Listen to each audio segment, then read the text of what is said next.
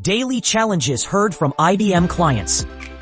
Unplanned downtime in large-scale automotive production can cost up to $21,000 per minute. 70% of maintenance hours are lost when reacting to breakdowns instead of preventing them.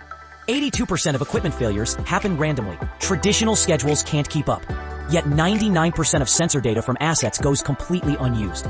There's a massive opportunity to turn this data into real-time, actionable insights.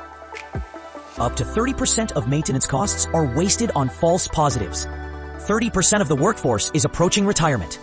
And there's a 32% average turnover in field teams. Preserving expertise and making knowledge accessible is now more important than ever.